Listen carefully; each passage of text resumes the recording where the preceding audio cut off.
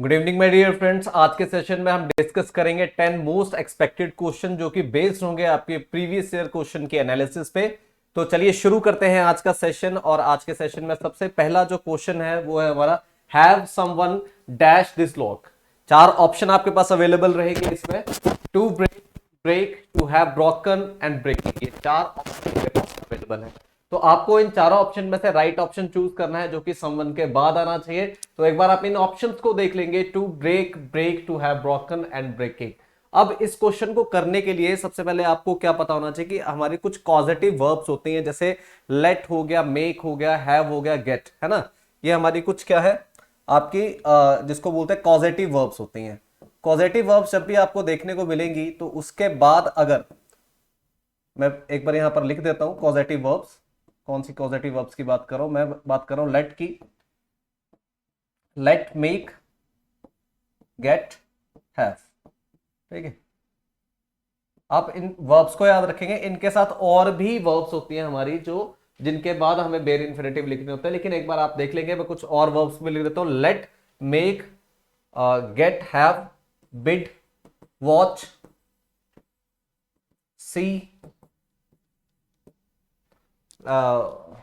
Help, notice, feel, etcetera. ठीक है, इनमें से ये जो कॉजेटिव वर्ब्स है, लेट, मेक, गेट, हैव, ये हमारी कॉजेटिव वर्ब्स हैं।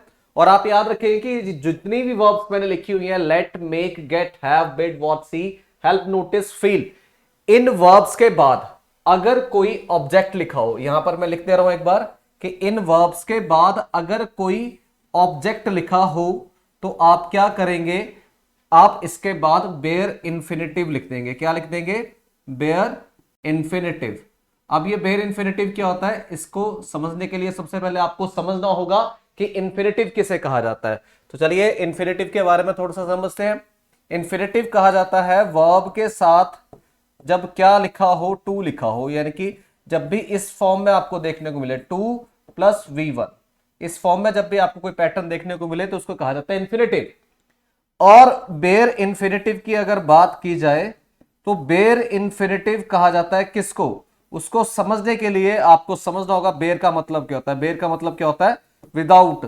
तो बेयर इंफिनिटिव का मतलब यहां पर क्या निकल के आया? बेयर इंफिनिटिव का मतलब निकल के आया कि विदाउट टू जो इंफिनिटिव होगा, ठीक है, जिसमें हमें सिर्फ और सिर्फ क्या देखने को मिलेगी, वर्ब की फर्स्ट फॉर्म देखने को मिलेगी, उसको कहा जाएगा क्या? Bare infinitive. तो जब भी ये आपको वर्ब्स दिखे और इन वर्ब्स के बाद आपको कोई ऑब्जेक्ट दिखाई दे, जब भी ये वर्ब्स आपको दिख रही है और इन वर्ब के बाद कोई ऑब्जेक्ट आपको दिखाई दे रहा है, ठीक है, तो उस ऑब्जेक्ट के बाद आपको क्या लिखना है? Bear infinitive. बेयर इंफिनिटिव का मतलब क्या हुआ? वर्ब की फर्स्ट फॉर्म।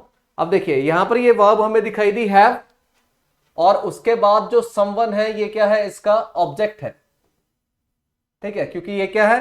प्रोनाउन। और ऑब्जेक्ट जो है आपके दो ही फॉर्म्स में हो सकते हैं, या तो नाउन या तो प्रोनाउन, ये दो फॉर्म्स में आपके सब्जेक्ट्स हो सकते हैं। क्लियर? तो यहां पर जो समवन है वो एक प्रोनाउन फॉर्म में, और प्रोनाउन जो है वो आपके क्या होंगे? ऑब्जेक्ट्स होंगे। प्रोनाउन जो है वो आपके क्या होंगे? ऑब्जेक्ट्स होंगे।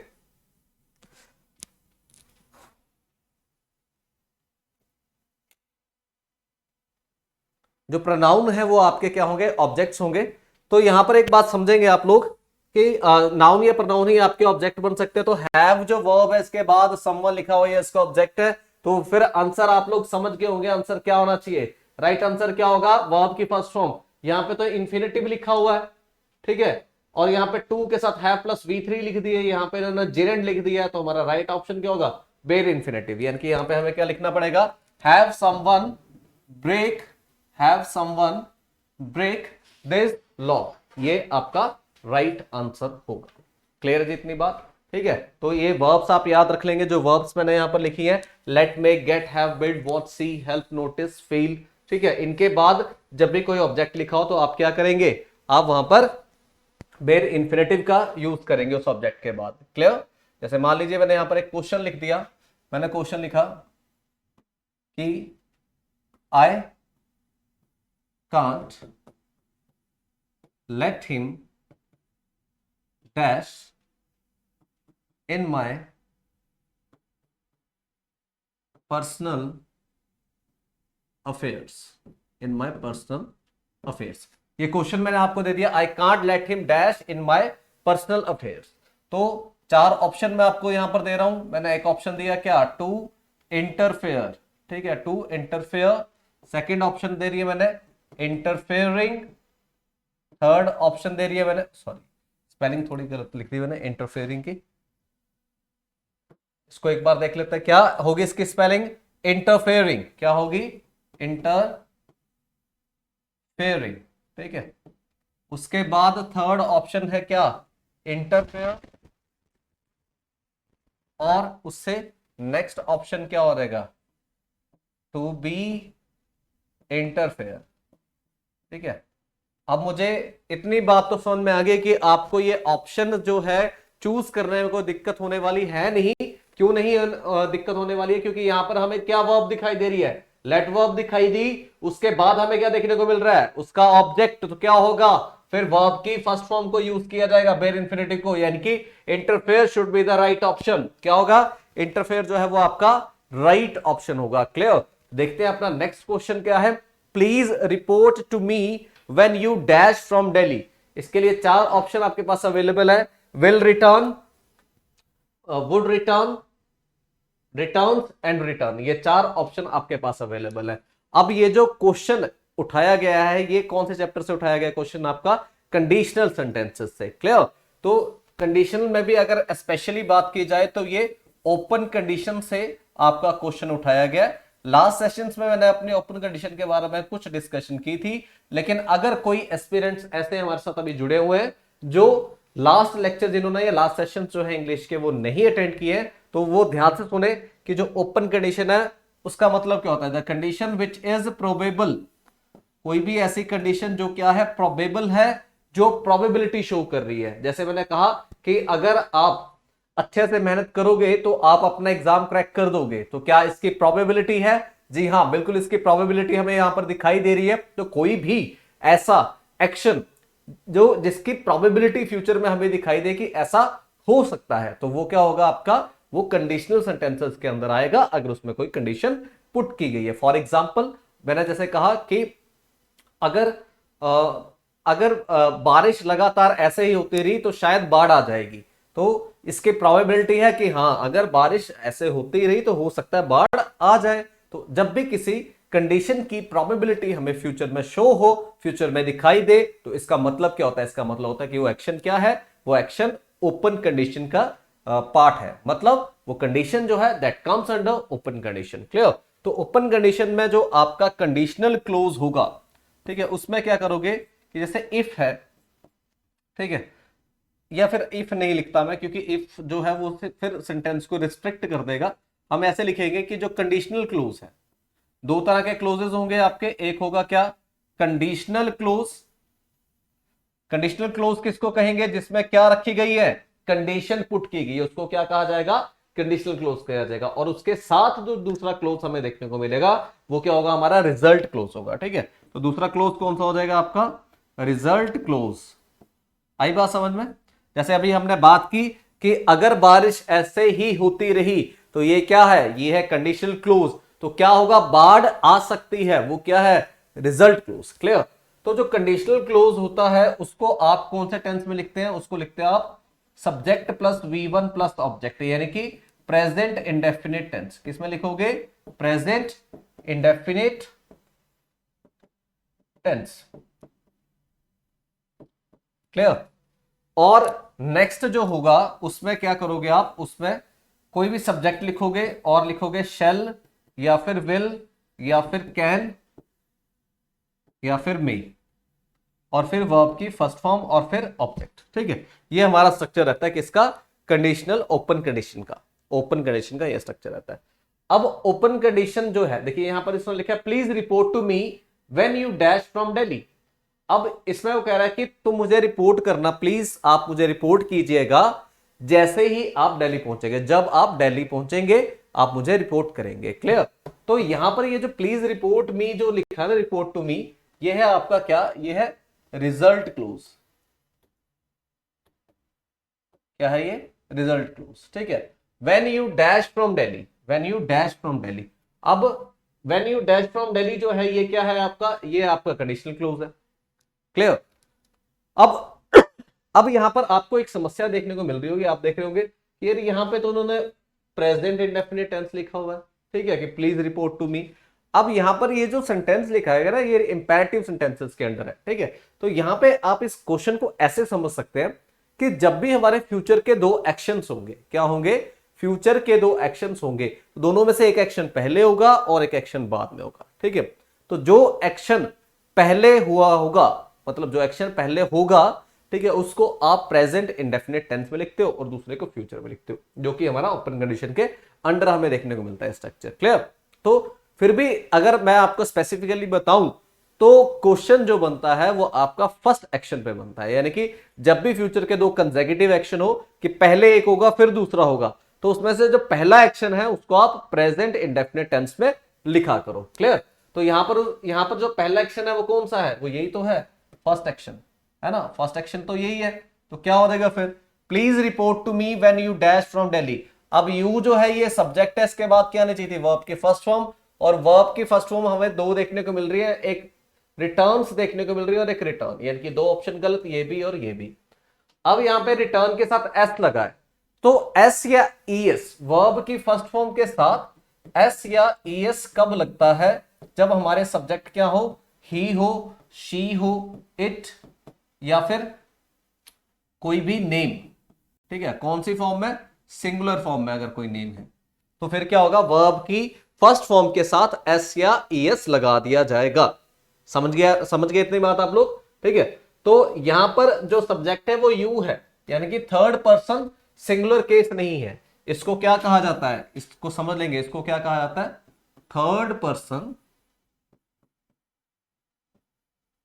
Singular number. ये जो है सारे क्या है, थर्ड पर्सन सिंगुलर नंबर। तो जो थर्ड पर्सन सिंगुलर नंबर है उनके साथ वर्ब की फर्स्ट फॉर्म के साथ एस या एस हमें लगाना होता है। क्लियर।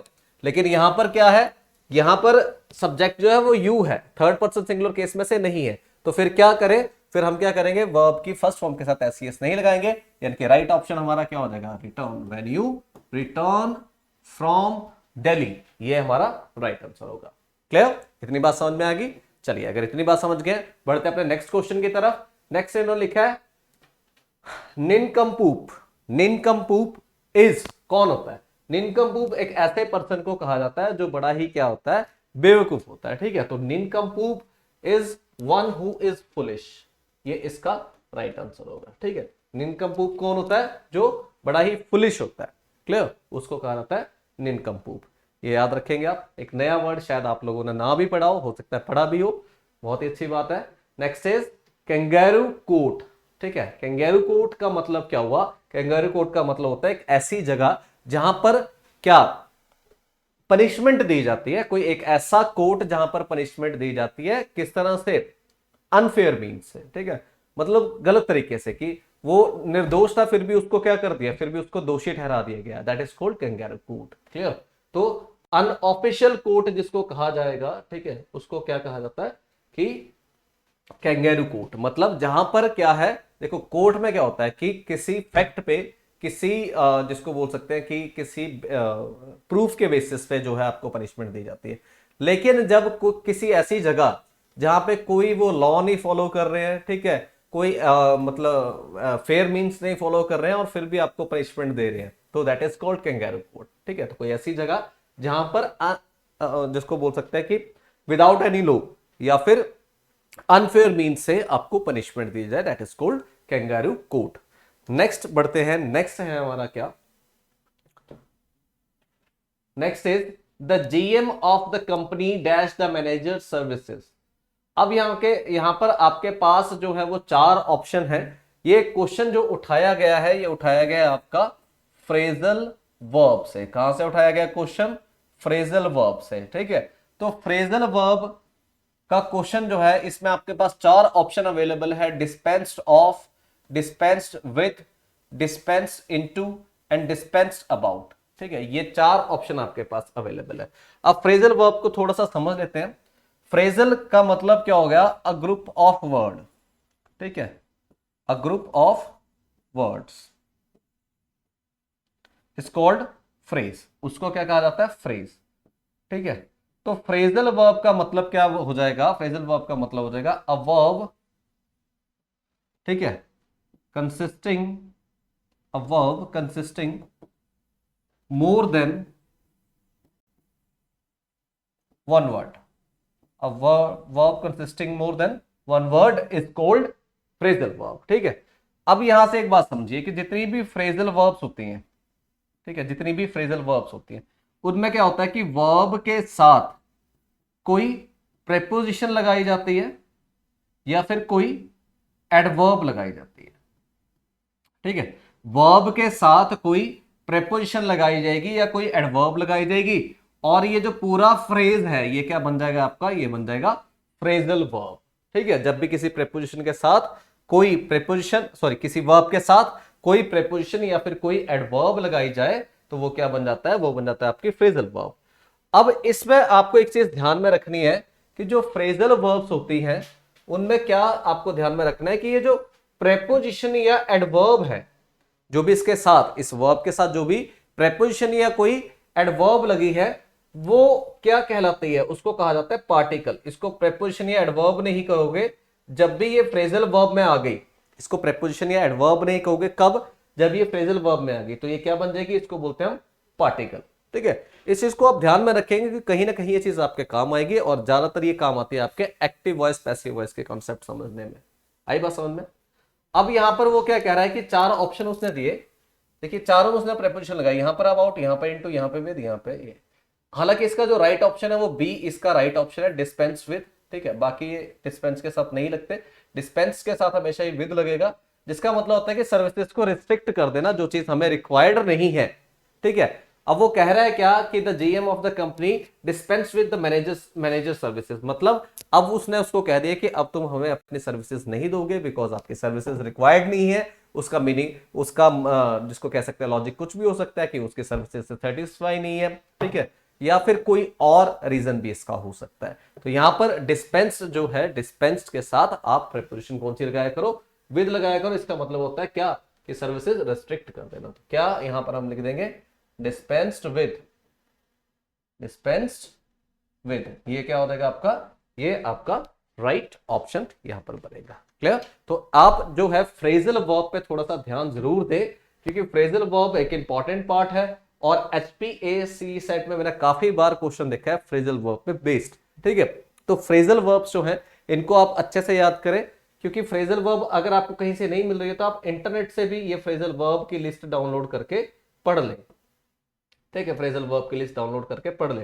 हालांकि मैं किसी सेशन में आपको फ्रेजल वर्ब के जो इंपॉर्टेंट फ्रेजल वर्ब्स हैं वो कवर करवा दूंगा, किसी न किसी सेशन में वो जरूर मैं आप कवर करवा दूंगा, लेकिन फिर भी खुद से भी आप लोग मेहनत करते रहे, क्योंकि फ्रेजल वर्ब एक इंपॉर्टेंट पार्ट है और इसको समझना बहुत जरूरी है। यहां से जो ऑप्शन आते हैं वो एक जैसे ही दिखते हैं, जैसे यहां पर आपको देखने को मिल रहे हैं dispense of, dispense with, dispense into, dispense about.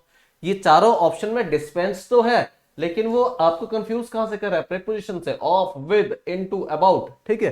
तो आपको पता होना चाहिए कौन से वर्ड के साथ कौन सी प्रीपोजिशन लगती है और वो क्या मीनिंग तैयार करती है। तो ऐसी ढेर सारी लिस्ट है, वो आप कोशिश करें याद करने की। अगर सारी नहीं भी होती तो मोस्ट इंपॉर्टेंट जो है वो मैं किसी न किसी सेशन में आपको कवर करवा दूंगा, लेकिन फिर भी आप खुद से भी मेहनत करते रहे, खुद से भी ये चीजें पढ़ते रहे, क्योंकि मैं अभी आपको जस्ट क्या दे रहा हूं, एक आपको गाइडेंस दे रहा हूं कि आपको किस किस तरह से टॉपिक जो है कौन कौन से आपको क्लिक करने हैं, कौन से पढ़ने हैं आपको टॉपिक, ठीक है।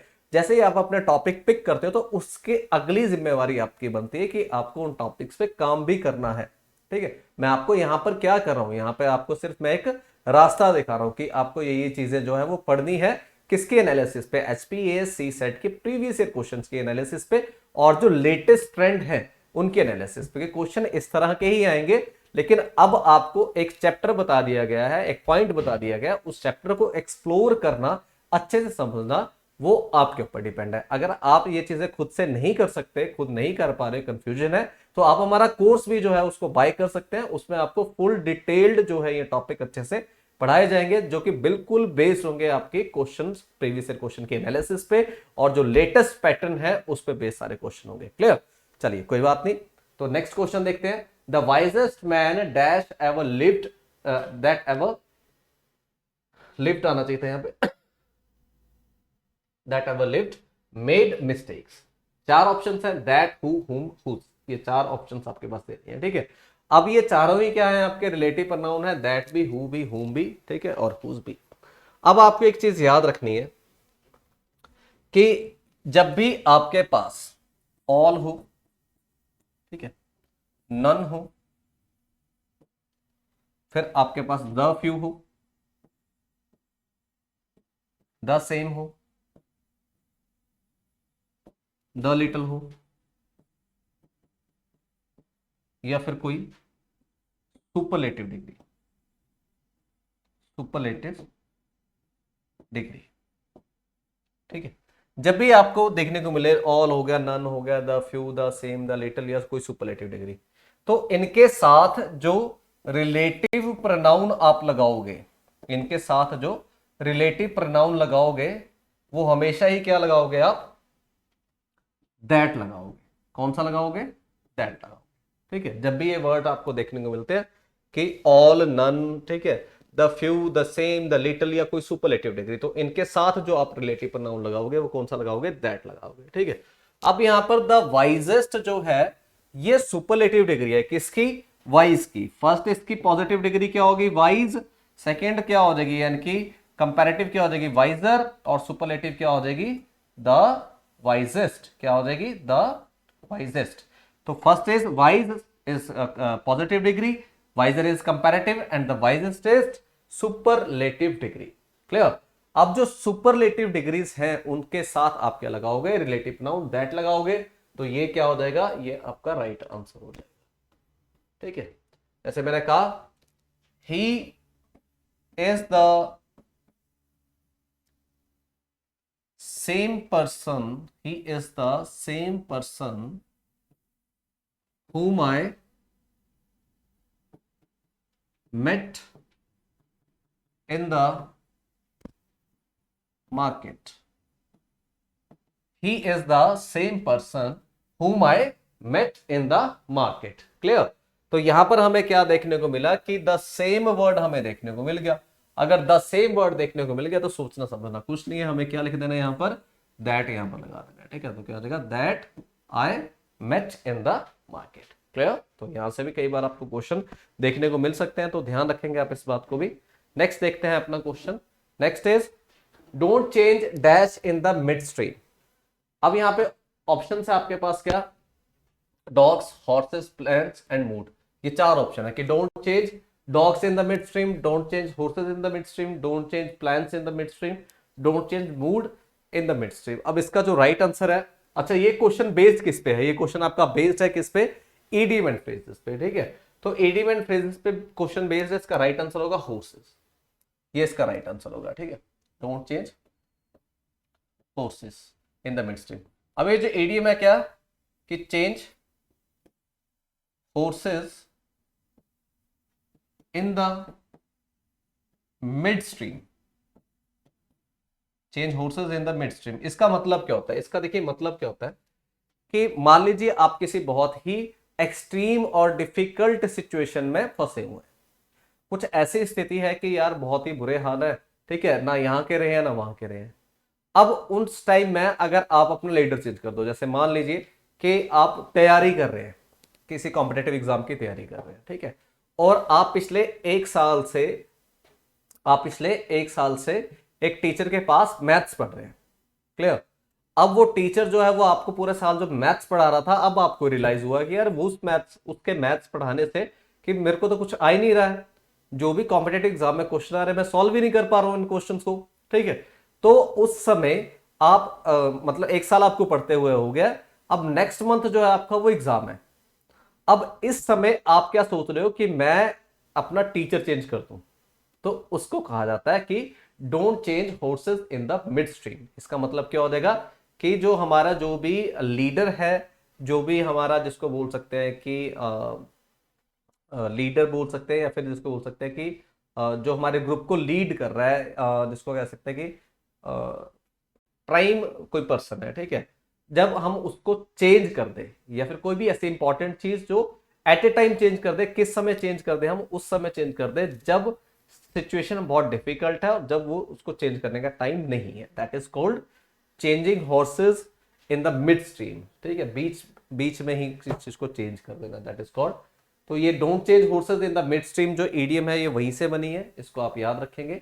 नेक्स्ट देखेंगे, अ police constable arrested the burglar just before don. अब सबसे पहले आपको क्या देखना होता है, इसके आपने पैसिव वॉइस बताने की, पैसिव वॉइस क्या होगा, आपको क्या देखना होता है कि जब भी आपके पास 4 ऑप्शन है, सबसे पहले आप देखो कि टेंस कौन सा है। अब इस टेंस को देखो तो मैं, ये कौन सा टेंस है आपका, पास्ट इंडेफिनिट टेंस है।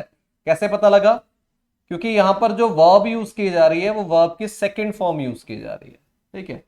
पास्ट इंडेफिनिट का स्ट्रक्चर क्या होगा, सब्जेक्ट प्लस वर्ब की सेकंड फॉर्म प्लस सब्जेक्ट, ये पास्ट इंडेफिनिट टेंस का स्ट्रक्चर होगा, क्लियर। अब इसमें क्या यूज की जा रही है, वर्ब की सेकंड फॉर्म यूज की जा रही है। तो जब भी पास्ट इंडेफिनिट को आप पैसिव वॉइस में करते हो तो जो ऑब्जेक्ट है ये क्या बन जाता है, सब्जेक्ट बन जाता है, और सब्जेक्ट के बाद आपको लिखना होता है या तो वॉज या तो वर, दोनों में से कोई एक, ठीक है। फिर क्या लिखनी होती है, वर्ब की थर्ड फॉर्म, क्योंकि पैसिव वॉइस में हमेशा वर्ब की थर्ड फॉर्म होती है, और फिर ऑब्जेक्ट लिखना होता है। अब आपको चारों ऑप्शन में चेक क्या करना होता है, सिर्फ ये चेक करा करो, यहीं से आपके ऑप्शन निकल के आ जाएंगे, क्योंकि गलती ज्यादातर वो यही करते हैं, ठीक है।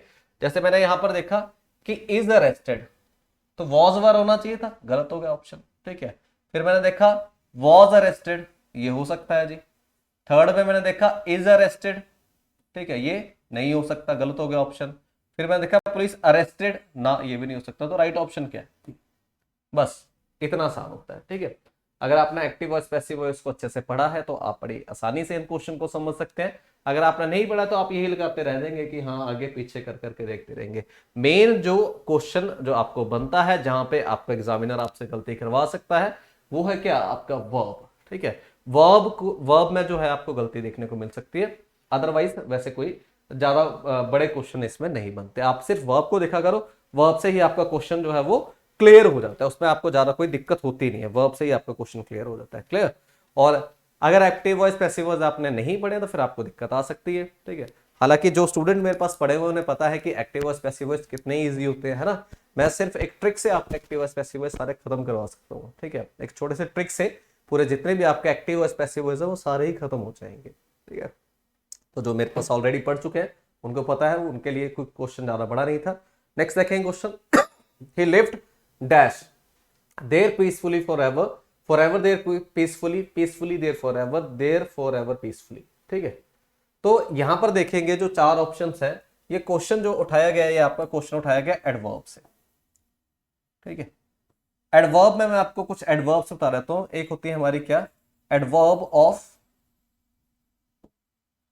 Place, adverb of time and adverb of manner. In 3 adverbs के बारे में समझ लीजिए, ठीक है। इन तीनों के बारे में समझ लीजिए, क्वेश्चन यहीं से बनता है, जो अभी क्वेश्चन हम डिस्कस करें क्वेश्चन वहीं से तैयार हुआ है। एडवर्ब ऑफ प्लेस को आप कैसे पहचानोगे, ये जो वर्ड्स होते हैं ये क्या होते हैं, रिप्लाई ऑफ वेयर, ये वेयर का रिप्लाई देंगे, ठीक है। एडवर्ब ऑफ टाइम जो है ये किसका रिप्लाई देंगे, ये रिप्लाई देंगे किसका, व्हेन का, रिप्लाई ऑफ व्हेन। उसके बाद जो मैनर है ये रिप्लाई किसका देंगे, ये देंगे रिप्लाई ऑफ हाउ, ये हाउ का रिप्लाई देंगे, ठीक है। वेयर का, व्हेन का और हाउ का। हाउ का रिप्लाई मैनर, व्हेन का रिप्लाई टाइम, वेयर का रिप्लाई प्लेस। अब जब भी ये एडवर्ब आपको एक साथ दिखे लिखी हुई, जब भी एडवर्ब आपको एक साथ दिखे लिखी हुई, तो आप सीक्वेंस क्या फॉलो करते हो, पहले आप मैनर लिखते हो, फिर आप प्लेस लिखते हो और फिर आप टाइम लिखते हो, ठीक है। पहले आप मैनर लिखते हो, फिर प्लेस और फिर टाइम, ये क्या होगा, आपके सीक्वेंस होगा जब भी एडवर्ब एक साथ आपको देखने को मिलती है, मैनर प्लेस टाइम, ठीक है। तो एमपीटी सीक्वेंस आपको फॉलो करना होता है, पहले मैनर लिखेंगे, फिर प्लेस लिखेंगे और फिर टाइम लिखेंगे, इस तरह से आप इनका यूज करेंगे, ठीक है। अगर मैं इन वर्ब्स में जानना चाहूं कि कौन कौन सी वर्ब्स है, अब देयर जो है ये वेयर का रिप्लाई है, ठीक है, तो ये क्या हो गई, प्लेस। उसके बाद लिखा है पीसफुली, पीसफुली जो है ये किसका रिप्लाई है, ये हाउ का रिप्लाई है, तो ये क्या हो जाएगा, मैनर, है ना। और जो फॉर एवर है ये किसका रिप्लाई है, ये टाइम का रिप्लाई है, तो ये क्या हो जाएगा, टाइम। तो सीक्वेंस क्या फॉलो करना है हमें, मैनर प्लेस टाइम। अगर इसका देखें तो इसका सीक्वेंस क्या बन रहा है, पहले पी आ गया, फिर एम आ गया, फिर टी आ गया, यार की ऑप्शन गलत हो गया, फिर देखते हैं। फिर ये आ गया टी पहले आ गया, फिर पी आ गया, फिर एम आ गया, तो ये ऑप्शन भी गलत हो गया। इसमें देखते हैं पीसफुली एम पहले आ गया, देयर पी बाद में आ गया और टी, यानी कि राइट आंसर क्या हो जाएगा, ये हो जाएगा। ठीक है, ये भी गलत हो जाएगा, तो क्या हो जाएगा, he lived peacefully there for ever.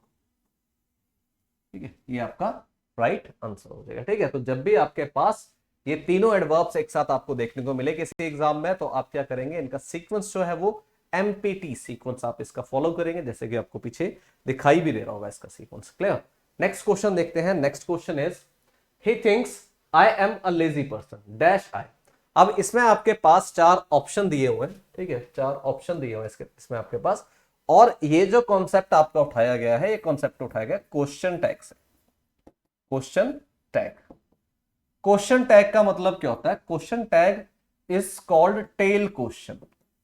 Tell question, या फिर इसको क्या कहा जाता है, इसको कहा जाता है मिनी क्वेश्चन। या तो हम इसको टेल क्वेश्चन कह सकते हैं, या तो हम इसको क्या कह सकते हैं, मिनी क्वेश्चन। ठीक है, इसका मतलब क्या होता है, जैसे मैंने कहा कि ही इज एन, या फिर ऐसे लिख देते हैं कि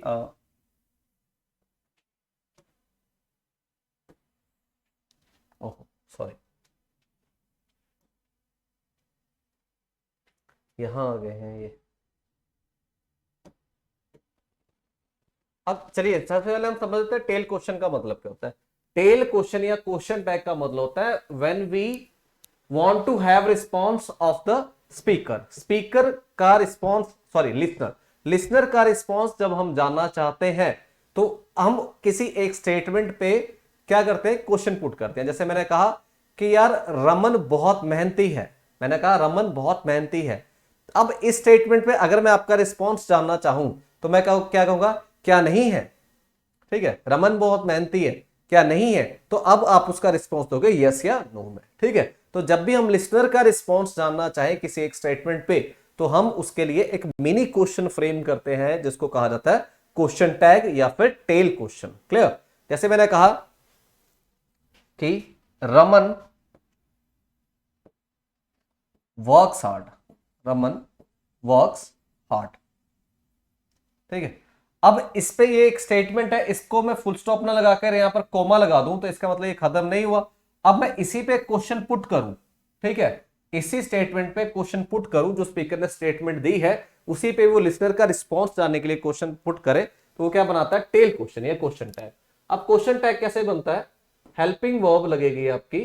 ठीक है, हेल्पिंग वर्ब पॉजिटिव भी लग सकती है और हेल्पिंग वर्ब नेगेटिव भी लग सकती है, और उसके साथ आपको क्या लिखना है, सब्जेक्ट लिखना है, और फिर इंटरोगेटिव साइन। अब जब भी आपका जो स्टेटमेंट है, ये जो स्टेटमेंट है, ठीक है, ये अगर पॉजिटिव हो, स्टेटमेंट अगर पॉजिटिव हो, तो क्वेश्चन टैग आपका नेगेटिव बनता है। ठीक है, और अगर स्टेटमेंट नेगेटिव हो, तो क्वेश्चन टैग आपका पॉजिटिव बनता है।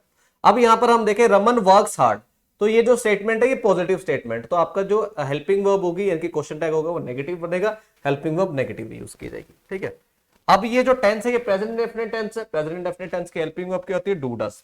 सब्जेक्ट क्या है, रमन, तो इसके लिए क्या लगा देंगे हम, डजन ही। अच्छा एक चीज और याद रखेंगे, जो हेल्पिंग वर्ब के साथ नॉट लगेगा ये हमेशा ही एब्रीवेटेड फॉर्म में लगेगा। ठीक है, आप ऐसे नहीं लिख देंगे कभी कि डज नॉट ही, ये गलत हो जाएगा। ठीक है, जब भी आप क्वेश्चन टैग बना रहे हैं नेगेटिव, तो जो नॉट है वो उसको एब्रीवेटेड फॉर्म में लिखेंगे, जैसे डजन, डोंट, है ना, वांट, शैंड, मसन, ऐसे ये जो सारी जो है हमारी क्या है, ये हेल्पिंग वर्ब्स एब्रीवेटेड फॉर्म में, negative helping verbs abbreviated form में। क्लियर। अगर यही स्टेटमेंट हमारी पॉजिटिव होती, स्टेटमेंट होती है हमारी क्या, रमन डजन वर्क हार्ड, अगर इसी को मैं नेगेटिव लिख देता, स्टेटमेंट अब यहां पर क्या आ गई हमारी, नेगेटिव आ गई, तो क्वेश्चन टैग क्या हो जाएगा, पॉजिटिव हो जाएगा, यानी कि हमें क्या लिखना होगा, डज ही, क्या लिखना होगा, डज ही। क्लियर। अब यही हमारा क्वेश्चन था, he thinks I am a lazy person, he thinks I am a lazy person। ठीक है, तो यहां पर एम जो वर्ब है, ठीक है, ये आई के लिए यूज हो रही है। अब यहां पर इन्होंने क्या करा है कि ये जो स्टेटमेंट है ये क्या है, पॉजिटिव है। ये स्टेटमेंट क्या है, पॉजिटिव है, तो क्वेश्चन टैग क्या बनेगा, नेगेटिव बनेगा। अब चारों ही ऑप्शन हमारे पास नेगेटिव है, ये भी नेगेटिव, ये भी नेगेटिव, ये भी नेगेटिव, ये भी नेगेटिव। अब हमें करना क्या है, हमें पता होना चाहिए कि एम नॉट की एब्रीवेटेड फॉर्म क्या है। एम नॉट की एब्रीवेटेड फॉर्म क्या है। अब ज्यादातर स्टूडेंट्स यही समझते हैं कि जो एम नॉट की एब्रीवेटेड फॉर्म है वो एंट है, इसको समझा जाता है, ठीक है। तो एक बात यहां से आप लोग समझ लें कि जो एंट है, ठीक है, वो कोई फॉर्मल वर्ड है ही नहीं, वो कोई फॉर्मल वर्ड है ही नहीं। एंट जो है वो क्या है, वो है एक स्लैंग, ठीक है। स्लैंग का मतलब क्या हुआ, एक ऐसी ऑर्डिनरी लैंग्वेज जो हम अपनी आमतौर पर बोलचाल में बोलते हैं लेकिन वो फॉर्मल नहीं है, दैट इज कॉल्ड स्लैंग, ठीक है। तो एंट का जो यूज किया जाता है वो एज ए स्लैंग यूज किया जाता है, ये कोई फॉर्मल वर्ड है ही नहीं, ठीक है। तो फिर अगर ये फॉर्मल वर्ड नहीं है तो फिर एम नॉट की एब्रीवेटेड फॉर्म क्या है, एम नॉट की जो एब्रीवेटेड फॉर्म है वो आरन है। कौन सी है, आरन, ठीक है। ये आपको पता होना चाहिए, एग्जामिनर यहाँ पे आपका क्वेश्चन जो है वो घुमा सकता है, तो इस चीज को आप याद रखेंगे कि जो एम नॉट है उसकी एब्रीवेटेड फॉर्म नहीं होती, उसकी एब्रीवेटेड फॉर्म क्या होगी, आरन। एज जो है उसकी आरन एब्रीवेटेड फॉर्म नहीं होगी। अब जो इजंट है वो किसकी है, वो है इज नॉट की। वॉजन है वो किसकी है, वॉज नॉट की। एट तो होते ही नहीं है, ठीक है, एट तो होते ही नहीं है। तो राइट ऑप्शन क्या हो जाएगा आपका, आर, ये हो जाएगा आपका right option. He thinks I am a lazy person, ठीक है। तो यहां पर क्या लिख दोगे आप, आर आई, इसका राइट ऑप्शन ये हो जाएगा, ठीक है। He thinks I am a lazy person, aren't I. Clear, समझ रहे इस बात को।